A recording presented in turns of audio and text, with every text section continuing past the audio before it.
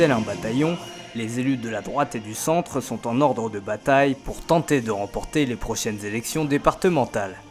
Unis depuis plus de 30 ans, ils présentent leur nouveau projet.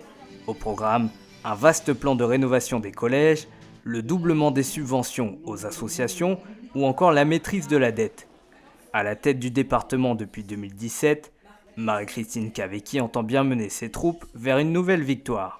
Une majorité départementale est une majorité solide, une majorité résiliente, une majorité réactive et sans complexe et qui avance vers l'avenir puisque le département du Val d'Oise est un des plus jeunes départements de France.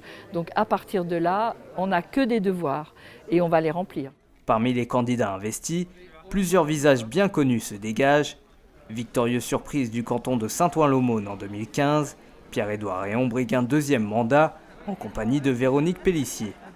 Président de Val d'Oise Numérique ces 6 dernières années, le quinquagénaire a notamment piloté le déploiement de la fibre dans le Val d'Oise, une fierté pour la majorité départementale.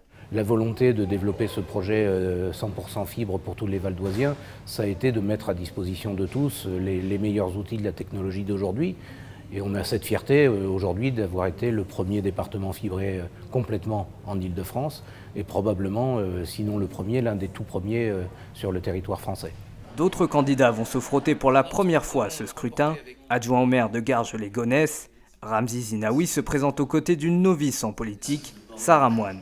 Encarté UDI, le chef d'entreprise de 32 ans souhaite porter ses combats au niveau du département. Dans le cadre de mes fonctions d'élu à Garges-les-Gonesse, je me suis rendu compte que pour avancer, on avait besoin il y avait de nombreux partenaires qui intervenaient, tels que la région, le conseil départemental ou encore l'État.